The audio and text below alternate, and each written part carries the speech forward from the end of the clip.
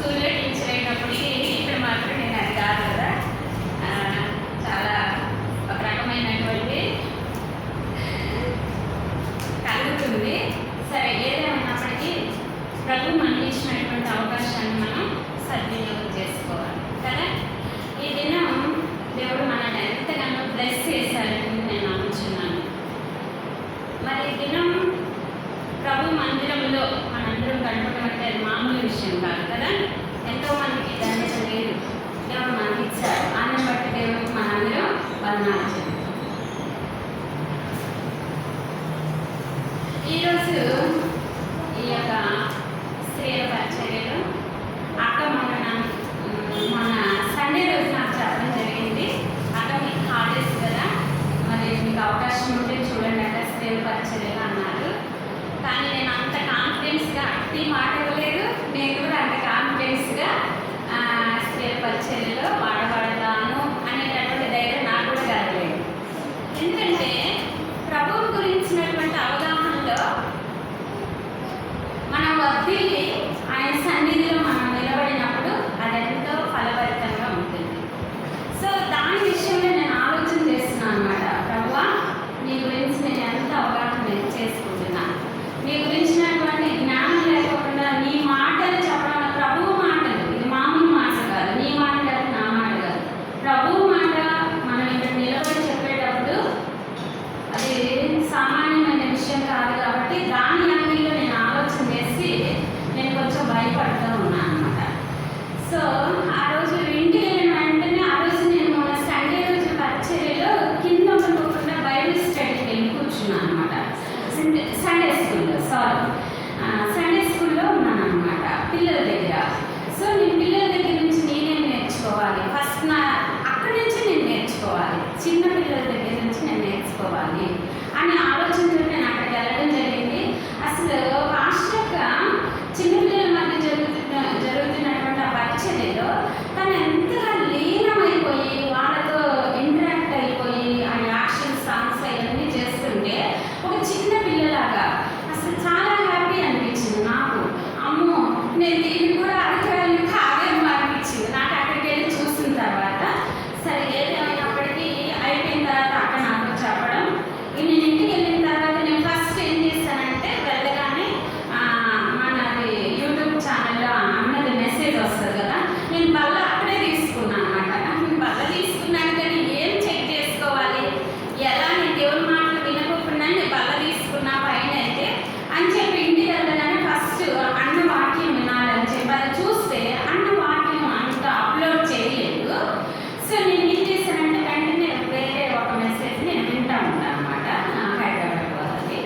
అది వింటున్న టైంలో ఒక వాక్యం నన్ను దర్శిస్తూ వచ్చింది. ఏంటంటే రక్షించబడినటువంటి మనందరికీ కూడా దేవుడు ఒక ఆజ్ఞ ఇచ్చారు. ఆజ్ఞ అంటే ఏంటిదంటే ఖచ్చితంగా మనం చెయ్యాలన్నమాట. అది అటువంటి ఆజ్ఞ ఏంటిదంటే మరి మత్తయి సువార్త చివరి అధ్యాయంలో ఏమనంటుందంటే లోకంలో మీరే సాక్షులై ఉన్నారు, నాకు సాక్షులుగా ఉండండి అని. సో రక్షించబడినటువంటి మన నుండి దేవుడు ఆశిస్తున్నది ఏంటిదంటే మనం ఈ లోకంలో సాక్షులుగా ఉండాలి. ఎలా సాక్షులుగా ఉండాలి? మన యొక్క మాట ద్వారా, మన క్రియల ద్వారా, మన ప్రవర్తన ద్వారా దేవునికి సంతోషకరమైనటువంటి జీవితాన్ని జీవించడం ద్వారా ఈ లోకంలో మనం సాక్షులుగా ఉండాలి. సో దాన్ని బట్టి నేను కొంచెం పురుకొల్పబడి, ప్రభువా, మరి నీ కొరకు నేను నిలబడాలి అంటే నువ్వు నిలబడితే తప్ప నేను నిలబడలేను, కాబట్టి నువ్వు నాకు ధైర్యాన్ని ఇవ్వు. నేను అంత సామర్థ్యం కలిగినటువంటి వ్యక్తిని కాదు అని చెప్పి నన్ను నేను మళ్ళా నాకు వచ్చే బలహీనమైనటువంటి ఆలోచనను పక్కన పెట్టేసి కొంచెం నేను ప్రిపేర్ అవ్వడం అంటే సిద్ధపడ్డాను. ఇలా మా ఇంటికి మరి చెల్లి వాళ్ళు, మా మధ్య వాళ్ళందరూ వచ్చారు. కానీ నాకేంటి, మరి ఇక్కడ మాట ఇచ్చాను, అక్కడికి వెళ్ళాలి, ఇంట్లోనే వెళ్ళాలి. ఏదేమైనప్పటికీ చెల్లి వాళ్ళకి ఇంట్లో చెప్పేసి నేను కొంత సమయం ఇక్కడ ప్రభు సన్నిధిలో నిలబడడానికి దేవుడు నాకు ఇచ్చినటువంటి ఆధిక్యతను బట్టి, మీరు నాకు ఇచ్చిన అవకాశాన్ని బట్టి మొదటిగా మరి మన సేవకురాలైనటువంటి అక్క కూడా ధన్యవాదాలు తెలియపరచుకుంటూ మీ అందరికీ మరొకసారి యేసుక్రీస్తు నామములో వందనాలు తెలియపరచుకుంటున్నాను. నా పరిచయ కార్యక్రమం అయిపోయింది. ఇప్పుడు ఈరోజు దేవుడు మన ముందు ఉన్నాడని మనం నమ్ముతున్నాం. నమ్ముతున్నామా లేదా? ఉన్నారా లేదా? మన మధ్య ఉన్నారు కదా, ఉన్నారు. ఇప్పుడు పోయిన వారం అక్క మనకి ఒక మెమరీ బోర్డ్ ఇచ్చారు కదా, ఆ వాక్యాన్ని దేవుడు ఇప్పుడు మన దగ్గరికి వచ్చి రామా కంట వాక్యం చెప్పు అని అంటారు. అడిగారనుకున్నా నాకు ప్రభు అన్నాను. ఏమంటారు దేవుడు? భలే రమ్మా నువ్వు చాలా మంచి బుద్ధిగారు అంటారా? నన్ను అంటారా? చెప్పండి. మనలో ఇక్కడున్న వాళ్ళకి చాలా మందికి చదవచ్చు కదా, చాలా మందికి వచ్చు, కొంతమందికి రాదు. అవునా?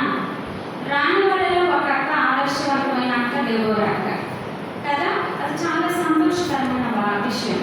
తనకి చదువు రాదు, తను తనకున్న ఆశను బట్టి ఏదో ఒక రకంలో పిల్లల ద్వారా కానీ వింటున్న దాన్ని బట్టి కానీ తను నేర్చుకోవాలనేటువంటి తపన. ఈరోజు మనందరికీ కూడా చదువు వచ్చి ఒక సేవకురాలు ఇచ్చినటువంటి వాక్యాన్ని వారంతా కూడా మనం చదువుకోకుండా ఇక్కడికి వస్తే దేవుడు మన ఎక్కడ సంతోషిస్తారా? ఒకసారి మనం చెక్ చేస్తాం. అదే వచనం మీద ఈరోజు మన వాక్యాన్ని ముందుకు తీసుకెళ్తాం. ఓకేనా? ఏంటిది నాన్న అదంతా? ఏంటి ఆ వాక్యం? మెమరీ వాక్యం ఏంటిది? అట్టే ఇచ్చిన వాక్యం, అట్టే ఇచ్చిన వాక్యం, అట్టే ఇచ్చిన వాక్యంతో మనం ముందుకెళ్తాం. ఏంటిది? ఒకసారి చెప్పండి నాన్న. గలతీ 2. Very good. గలతీ 2. అందరం కలిపి గట్టిగా చదువుతున్నాం. మళ్ళీ ఒకసారి ఎప్పుడైనా మనం నోరెత్తి చదువుకున్నాం గట్టిగా అందరం. గలతీ 2వ అధ్యాయము 20వ వచనం.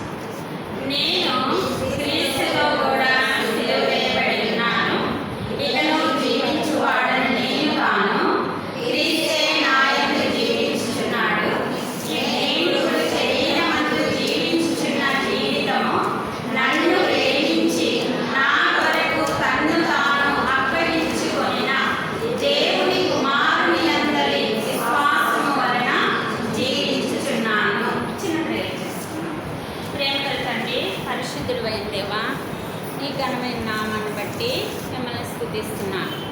నువ్వెంతైనా మంచి దేవుడు, నీ వంటి దేవుడు ఎవ్వరు లేరు నా దేవా.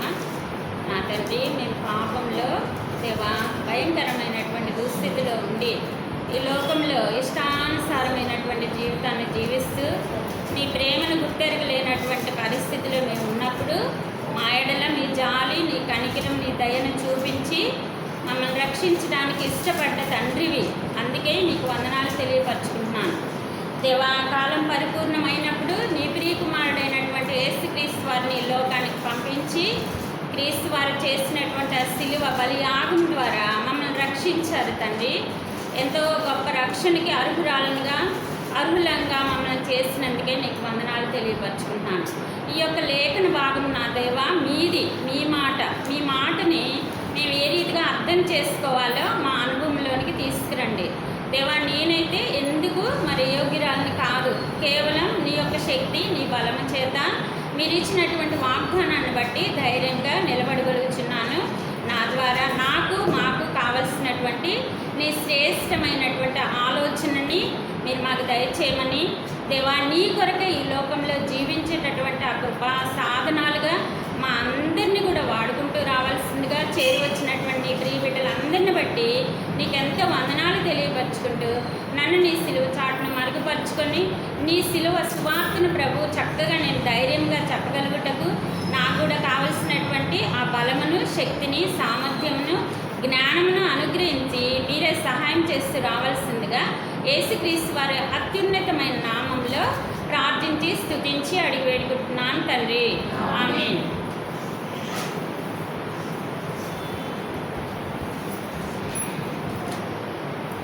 ఇక్కడ నేను క్రీస్తుతో కూడా సిలువ వేయబడి ఉన్నాను, ఇకను జీవించువాడను నేను కాను, క్రీస్తే నా యందు జీవించుచున్నాడు. నేనిప్పుడు శరీరమందు జీవించుచున్న జీవితము నన్ను ప్రేమించి నా కొరకు తన్ను తాను అప్పగించుకొనిన దేవుని కుమారుని యందలి విశ్వాసము వలన జీవించుచున్నాను.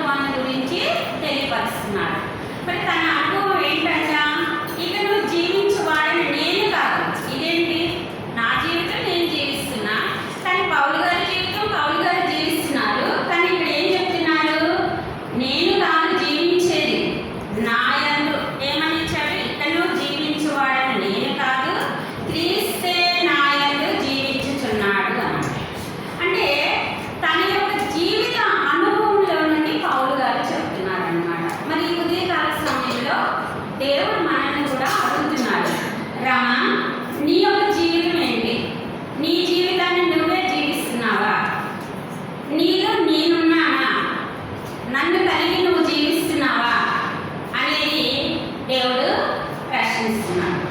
మరి ధైర్యంగా నేను చెప్పగలనా, ప్రభువా నేను కదా జీవించేది, నీవే నాలో ఉన్నారు అనేటటువంటి ధైర్యంతో నిశ్చయంగా చెప్పగలిగేటటువంటి అనుభవం ప్రతి ఒక్కరికి ఉండాలని దేవుడు ఆశిస్తూ వస్తున్నారు.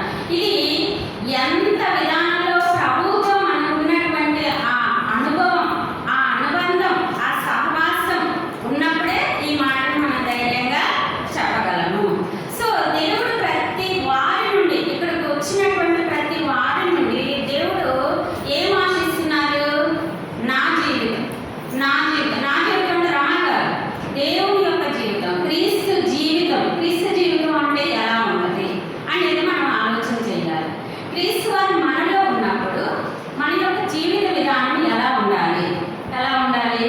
మన మాటలు అవునంటే అవును, కాదంటే కాదు. ఇది యేసుక్రీస్తు వారిలో ఏ లక్షణాలు అయితే ఉంటాయో, యేసుక్రీస్తు వారిలో ఏముంటుంది? అంతా చెడు ఉంటుందా కదా? ఆయన ఎలాంటి దేవుడు? పరిశుద్ధుడైనటువంటి దేవుడు. అసలు ఈ యొక్క వాక్య భాగంలో మనం ఆలోచన చేసినట్లయితే ఆ పరిశుద్ధుడైనటువంటి దేవుణ్ణి మనం కలిగి ఉండడం, అసలు మన స్థితి ఏంటి? ఎలాంటి స్థితి? ఎలాంటి భయంకరమైనటువంటి నీచ బ్రతుకులు కలిగినటువంటి హృదయాలు కలిగినటువంటి మనలో ఆ దేవాది దేవుడు ఉండడానికి ఇష్టపడుతున్నారు కదా? ఇష్టపడి తను ఎంతగానో ప్రేమించినటువంటి ఒక్కగానొక్క కుమారుడైనటువంటి యేసుక్రీస్తు వారిని మన కోసం ఇవ్వడానికి ఇష్టపడ్డారు. ఎంత మంచి దేవుడు కదా! యెషయా గ్రంథంలో చూసినట్లయితే 6వ అధ్యాయంలో యెషయాకి కలిగినటువంటి దర్శనం, అప్పటి వరకు మరి యెషయా గొప్ప ప్రవక్తగా ఉండి రాజుల యొక్క పరిపాలనను చూస్తూ ఎన్నో మరి ప్రవచన వాక్యాలను రాసుకుంటూ వచ్చినటువంటి ఆ యెషయా దేవుని యొక్క దర్శనం కలగగానే ఆ దర్శనంలో ఏం చూస్తాడు యెషయా? ఆయన ఎంతో పరిశుద్ధుడు, పరిశుద్ధుడు, పరిశుద్ధుడు అని కోటాను కోట్ల దూతల చేత ఆరాధించబడుతున్నటువంటి ఆ దేవుణ్ణి చూశాడు. ఎవరు చూసింది? యెషయా. యెషయా ఎప్పుడైతే ఆ దర్శనాన్ని చూశాడో, ఆ పరిశుద్ధుడైనటువంటి దేవుడి సన్నిధిలో నేను ఎలా నిలబడగలను అని చెప్పి తనలోని తను చూసినప్పుడు తనకి తనలో ఉన్నటువంటి స్థితి ఏమనిపించింది? అయ్యో అయ్యో అయ్యో అనల, అయ్యో అది లోపల నుండి వచ్చినటువంటి స్వరంతో బిగ్గరగా ఏడుస్తున్నాడంట. ఎందుకు ఏడవలసిన అవసరం వచ్చింది యెషయాకి? ఆయన గొప్ప ప్రవక్త కదా. ఎందుకు ఏడుస్తున్నాడు? దేవుని యొక్క పరిశుద్ధత ముందు నేను మాత్రం నిలబడటానికి అర్హుడిని కాదు. ఇటువంటి అనర్హుడిని నేను, నాలో ఎంత అపవిత్రత ఉంది అనేది తనను తాను చూసుకోగలిగాడు. ఎప్పుడు చూసుకోగలిగాడు? దేవుని యొక్క పరిశుద్ధత చూసినప్పుడు మనలో ఉన్నటువంటి అపవిత్రత, అపరిశుభ్రత, భయంకరమైనటువంటి స్థితి అనేది కనిపిస్తూ ఉంటుంది. సో ఎప్పుడైతే మరి యెషయా ఆ దర్శనం కలిగిందో వెంటనే తన యొక్క నిజ స్థితిని తెలుసుకొని ఏడుస్తూ ఉన్నప్పుడు మరి ఒక దూత వచ్చి తన పెదవులకి మరి ఆ మంటని అంటించినప్పుడు ఆ నీతి కలిగినటువంటి ఆ పరిశుద్ధత దేవుడు తనకు అనుగ్రహించడం, తర్వాత గొప్ప ప్రవక్తగా ప్రవచనాలు రాయడం యెషయా తన యొక్క అనుభవం. చూడండి, నేను ఇక్కడ చెప్పదలుచుకున్న విషయం ఏంటంటే దేవుడు ఎంత పరిశుద్ధుడు అనేది ఆ దర్శనం కలిగిన తర్వాత యెషయా తన జీవితం మారిపోయి గొప్ప ప్రవక్త అయ్యాడు కదా. ప్రవక్తలందరిలో కూడా మరి యెషయా గ్రంథాన్ని ఏమంటారంటే 66 అధ్యాయాలు ఉన్నటువంటి ఆ గ్రంథాన్ని మినీ బైబుల్ అంటారు. అంటే బైబుల్లోనే ఒక బైబుల్, అది ఒక చిన్న బైబుల్ అన్నమాట. అంత గొప్ప ప్రవచనాలను రాయగలిగినటువంటి గొప్ప ప్రవక్తగా మారాడు. అంటే యెషయా ఉన్నటువంటి ఆ దేవుడు ఈరోజు నీకు నాకు తన యొక్క దర్శనాన్ని చూపించి మన పట్ల ఒక ప్రత్యేకమైనటువంటి ప్రణాళిక కలిగి ఉండి మనల్ని రక్షించడానికి ఇష్టపడ్డాడు. నిజంగా మనం కోరుకున్నామా? దేవుడిని కోరుకున్నామా? మనం అస్సలు కోరుకోలేదు. దేవుడి దగ్గరికి మనం రాలేదు. దేవుడే మనల్ని వెతుక్కుంటూ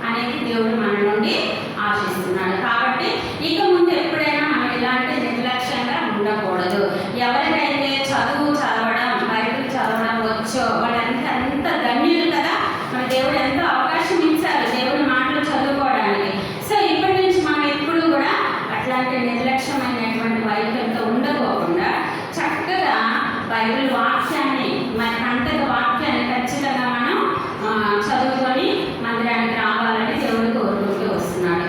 కాబట్టి ఉదయకాల సమయంలో దేవుడు మనల్ని ఆయన జీవితాన్ని మనలో జీవించాలని కోరుకుంటున్నారు. ఎలా జీవించాలట? విశ్వాసం వలన జీవించాలట. అసలు విశ్వాసం అంటే ఏంటి? అది మనకి తెలవాలి. విశ్వాసం వలన జీవించుతున్నాను, విశ్వాసం ఇవన్నీ మనం వింటూనే ఉన్నాం. మీ అందరికీ నాకంటే ఎక్కువగా మీకు వాక్యం బాగా సమృద్ధిగా నిండిపోయింది మీ మైండ్లో.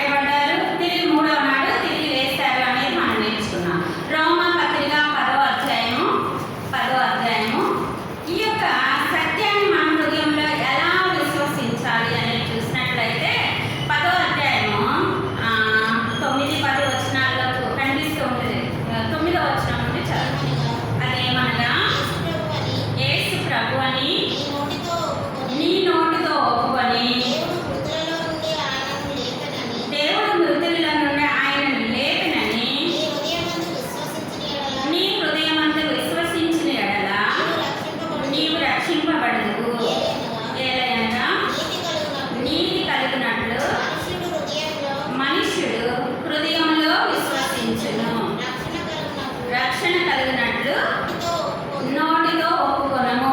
ఈ యొక్క లేఖనమును బట్టి మనం ఇంతకు చదువుకున్నటువంటి 1 కొరింథీ 15 అధ్యాయంలో మనం చదువుకున్నాం కదా. ఏం చదువుకున్నాం? యేసుక్రీస్తు వారు సమాధి చేయబడ్డారు, 3వ నాడు తిరిగి లేచాడు. ఆ యొక్క సత్యాన్ని మనం ఎక్కడ నమ్మాలట? ఎక్కడ? హృదయంలో నమ్మి నోటితో ఒప్పుకోవాలి. అదే రక్షణ, అదే విశ్వాసం. ఆ యొక్క రక్షణ విశ్వాసం ద్వారా మన యొక్క క్రైస్తవ జీవితాన్ని కొనసాగిస్తూ ఉండాలి. ఇది దేవుడు మన నుండి కోరుకుంటూ వస్తున్నాడు. అయితే ఈ విశ్వాస జీవితంలో రోజు రోజుకి ఇప్పుడు రాణికి 2 పిల్లలు ఉన్నారు. ఆ 2 పిల్లలు పుట్టిన దగ్గర నుంచి అదే పిల్లలకి ఎలా ఉండేది? రాణికి చాలా నా పిల్లలు పుట్టిన దగ్గర నుంచి భలే ఎప్పుడు చూసిన చిన్న పిల్లలు ఉన్నారు, బాగున్నారని ఎప్పుడు ముద్దులు పెట్టుకుంటా ఉంటుందా? ఉండదు. ఆ పిల్లలు ఏమవ్వాలి? వయసుకు తగిన విధానంలో రోజు రోజుకి ఎదుగుతూ ఉండాలి. అప్పుడు తల్లిదండ్రులకి ఎంతో సంతోషం. అలా ఎదగకుండా ఎప్పటికీ అలా ఉంటే తల్లిదండ్రులకి ఎవరికి సంతోషం ఉండదు. మరి ఈ యొక్క రక్షణ వాక్యం నీలో ఫలిస్తే, నీ అనుభవంలోకి వస్తే మనం ఏం కావాలి? రోజు రోజుకి విశ్వాసంలో ఎదుగుతూ ఉండాలి. అది దేవుడు మన నుండి కోరుతూ ఉన్నాడు. సో ఈ ఉదయకాల సమయంలో దేవుని యొక్క రక్షణ ప్రణాళిక మనకు అర్థమైంది. అర్థమైనటువంటి ఈ రక్షణ ప్రణాళికని మన అంతరంగంలోకి తీసుకొచ్చుకొని అనుభవపూర్వకంగా దేవుని నిత్యము అనుభవిస్తూ మన ముందుకి కొనసాగాలని దేవుడు కోరుకుంటూ వస్తున్నాడు కదా. ఇప్పుడు ఉన్నటువంటి దినాలను మనం చూసినట్లయితే ఎంతో భయంకరమైనటువంటి దినాలు ఈ దినాలు, అవునా కదా? బయట పరిస్థితులు చాలా భయంకరంగా ఉన్నాయి. అసలు ఈ దినాలలో అసలు ప్రభువుని వెంబడించి ప్రభువు కొరకు ఈ లోకంలో మనం జీవించడం అనంటే పెద్ద మెడ మీద కత్తి పెట్టినంత విధానమైనటువంటి రోజుల్లో మనం జీవిస్తూ ఉన్నాం. గత నెల క్రితం మీ అందరికీ తెలిసిందే కదా, ఒక మంచి దైవ సేవకుని మనం కోల్పోయాము. ఎందుకు? మరి ఆయన ఏమైనా తప్పు చేశారా? ఏమీ లేదు. దేవుని సువార్తను ప్రకటించడం వల్ల మరి విరోధులైనటువంటి వాళ్ళు మరి ఏం జరిగిందనేది పైన దేవుడికి తెలుసు. కాబట్టి ఈ భయంకరమైనటువంటి దినాల్లో జీవిస్తున్నటువంటి మనము ఏదో ఆషామాషిగా మన జీవితాలను కొనసాగించుకోకుండా నిజంగా దేవుడు నన్ను రక్షించాడు అంటే నా పట్ల ఆయన ఉద్దేశం ఏంటిది? ఎందుకు నన్ను రక్షించుకున్నాడు? నిజంగా మరి ఈ యొక్క రక్షణ ప్రణాళికలో నిన్ను నన్ను ఎంచుకున్నాడు. పూర్వకాలం చూసినట్లయితే అసలు ఈ రక్షణ ప్రణాళికలో స్త్రీల యొక్క పాత్ర ఎంత ఇంపార్టెంట్ అంటే, మొట్టమొదటిగా ఆదాము పాపం చేసినప్పుడు దేవుడు ఇచ్చినటువంటి వాగ్దానం ఏంటిదంటే, ఆదికాండం 3వ అధ్యాయం 15వ వచనంలో ఉంటుంది కదా, నీ సంతానం నాకు స్త్రీ సంతానం నాకు. అవునా? అక్కడే మనల్ని దేవుడు చూశారు. ఎంత ధన్యత ఇచ్చాడు కదా మన జీవితాలు.